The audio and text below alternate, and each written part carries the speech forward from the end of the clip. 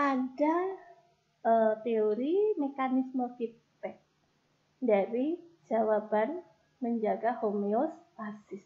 Kalau tadi komponennya ya, yang kita bicarakan tadi di awal adalah komponen dari homeostasis, yaitu reseptor atau sensor, pusat kontrol, dan efektor. Nah, sekarang tipe mekanisme umpan baliknya dari homeostasis ada dua, yaitu feedback positif dan feedback negatif. Apa ya perbedaannya? Kalau positif, dia arahnya seperti kondisi homeostasisnya. Kondisi tadi inputnya. Kalau negatif, dia melawan informasi atau inputnya. Jadi kalau positif searah dengan rangsangannya, kalau negatif malah merangsang rangsangan atau inputnya. Lihat contohnya. Oke. Ini contohnya. Kalau yang seperti ini, coba dibaca dulu. Apakah ini positif atau negatif? Ada sesuatu yang mengganggu dari paling atas ya. Ada sesuatu yang mengganggu homeostasis. Yang increasing, dia meningkatkan blood pressure, meningkatkan tekanan darah. Dibaca oleh reseptornya. Siapa yang sensitif terhadap perubahan tekanan darah? Ada baroreseptor. Reseptor yang sensitif adanya peningkatan MAP, mid arterial pressure. Ada di ini lengkung aorta jantung, juga ada di sinus karotid. Ada dua lokasi dari baroreseptor. Oke, nanti sambil dicari sendiri ya. Reseptor tersebut membawa informasi, input informasi bahwa saya merasakan ada peningkatan tekanan darah, dibawa ke pusat kontrol di otak. Otak akan menginterpretasikan input dan menjawabnya dalam bentuk output. Apa yang saya lakukan kalau ada peningkatan tekanan darah? Jawabannya disebut output. Ya, dibawa oleh siapa? Impuls saraf. Bawa contohnya ke efektornya. Nyuruh jantung. Ngapain? Jantungnya nyuruh ngapain kalau ada tekanan darah meningkat? Menurunkan tekanan darah dengan cara menurunkan ini heart rate-nya, irama jantungnya per menitnya diturunkan. Akhirnya kembali ya, nih titik-titik yang ke atas. Homeostasis akan terjaga setelah jantung menurunkan heart rate-nya, maka akan menurunkan blood pressure. Tekanan darah akan kembali normal. Oke, sekarang dicamkan lagi. Stimulasinya apa? Meningkatnya tekanan darah. Itu rangsangannya, itu informasinya. Dijawabnya apa? Menurunkan tekanan darah. Ya. Jadi ini berkebalikan apa enggak? Informasinya ada peningkatan tekanan darah. Jawabannya turunkan tekanan darahnya. Berkebalikan ya. Jadi ini adalah contoh dari negative feedback. Paham? Ya, jadi negative feedback kalau jawabannya, efektornya akan berlawanan dengan stimulus. Stimulusnya tadi meningkat tekanan darahnya. Jawabannya turunkan. Ya. Beda kalau contoh begini. Tingkatkan X.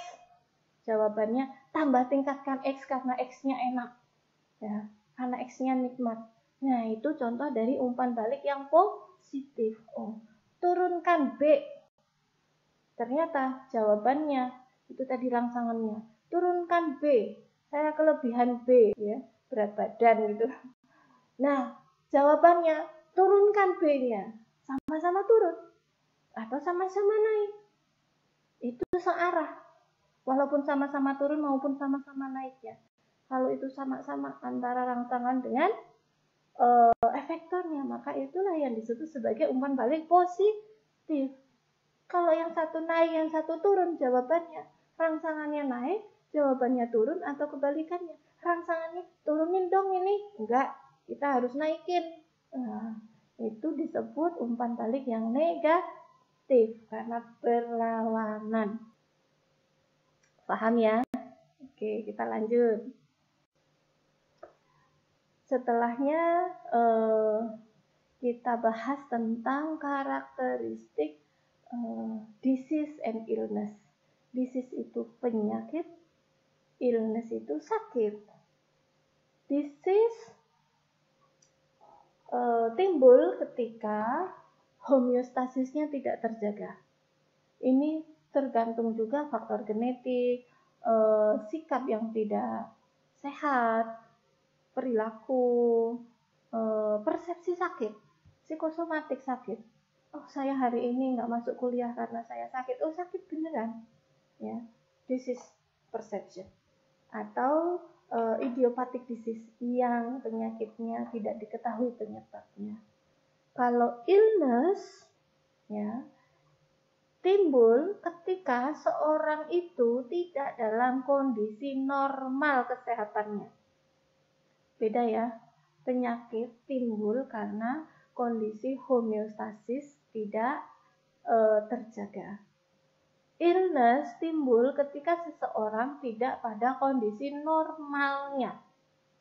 Jadi kalau illness sangat subjektif. Ada refer to subjective symptom. Ini ada tanda gejala yang subjektif yang mengindikasikan adanya penyakit. Contoh, sakit, penyakitnya adalah hipertensi. Jadi sakitnya seperti apa? Nyeri kepala, leher kaku, kepala terasa berat.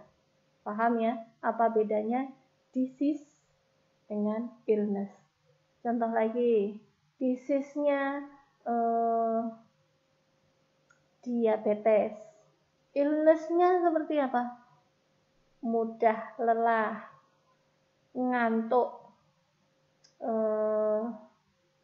tangan kesemutan, luka tidak sembuh-sembuh. Ya, paham ya? Disease tidak selalu menunjukkan sakit, illness.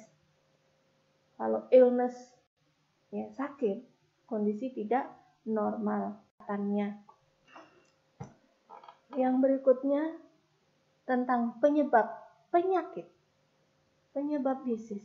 Ada faktor intrinsik, ada faktor ekstrinsik, dan unknown yang tidak diketahui atau idiopatik. Ada intrinsik, contohnya usia. Yang penyakit jelas karena kaitannya usia. Oh, katarak sering diderita oleh usia lanjut. Artritis sering diderita usia lanjut. Gender, nah, jelas nih kalau gender.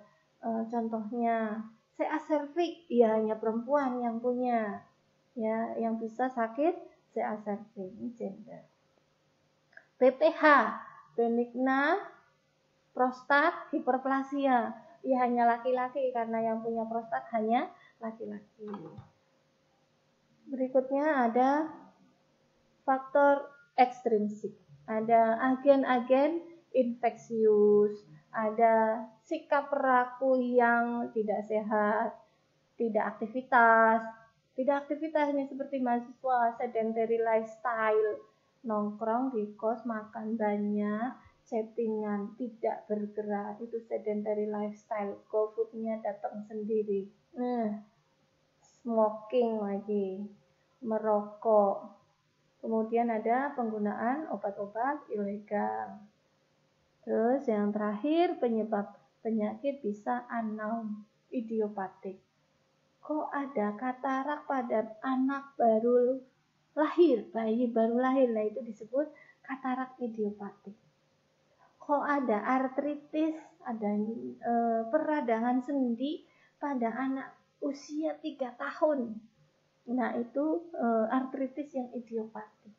Ya, kita terkadang ilmu pengetahuan manusia itu tidak sampai ke sana gitu, sehingga disebut unknown atau idiopatik. Untuk patogenesis adalah ini perkembangan penyakit. Penyakit biasanya terdeteksi setelah ada perubahan metabolisme dan menimbulkan tanda gejala. Ya, tahapan penyakit ada banyak. Dari prosesnya masuk mikroba virus itu sekarang lagi marak virus COVID-19 kan tidak terdeteksi dulu sampai timbul tanda gejala. Nah, proses perjalanan itu disebut patogenesis. Perkembangan penyakit.